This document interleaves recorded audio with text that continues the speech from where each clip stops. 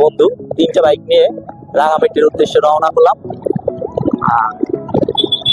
এখন আমরা আঁকাবাঁকা রোডে আছি রাঙামাটির। আমার পিছনের বাইকে আছে ইমরান, তারপরে বাইকে আছে পামেল। আমরা সবাই একসাথে যাচ্ছি, পরপর 3টা হুন্ডা। তো এটা হচ্ছে সেনাবাহিনীর ক্যাম্প। সেনাবাহিনীর ক্যাম্পের ভিতর থেকে আমরা যাচ্ছি।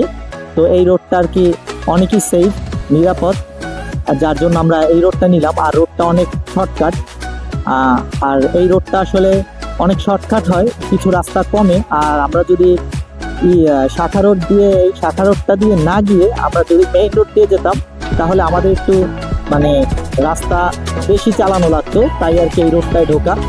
আর রোডটা অনেকই ভালো লাগছে, রোডটা অনেক উঁচু নিচে। আমি আস্তে আস্তে পাহাড়ে উঠতেছি, পাহাড়ের রোড এটা। এখন আবার নিচে নামার পালা। একটু আগে আমরা উপরের দিকে উঠছিলাম, এখন আবার নিচের দিকে নামছি। আঁকা বাঁকা রাস্তা, চালাতেও বেশ মজা লাগে, কিন্তু একটু রিস্ক। যদিও এক লেনের রাস্তা, এক পাশ থেকে আর কি ওই সাইডের গাড়িগুলো আসে, আরেক পাশ থেকে এই সাইডের গাড়িগুলো যায়।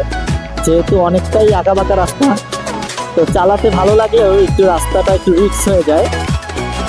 আর মাঝে মাঝে স্পিড ব্রেকার আছে। সে সেনাবাহিনী ক্যাম্প, এই সেনাবাহিনী ক্যাম্প। আর এই রাস্তাটা আপনারা দেখেন, চমৎকার রাস্তা।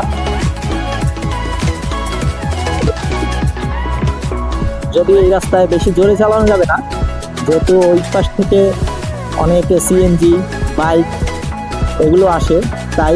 আর অনেক মোড় রাস্তায়, এই রাস্তায় বেশি একটা জোরে চালানো যাবে না, কারণ অপর পাশ থেকে যদি কোনো অটো, সিএনজি বা বাইক আসে, তা না দেখতে পারলে আবার সমস্যা, একটা অ্যাক্সিডেন্টের ভয় আছে। যার জন্য এখান থেকে একটু আস্তে আস্তে ড্রাইভ করতে হবে। পাহাড়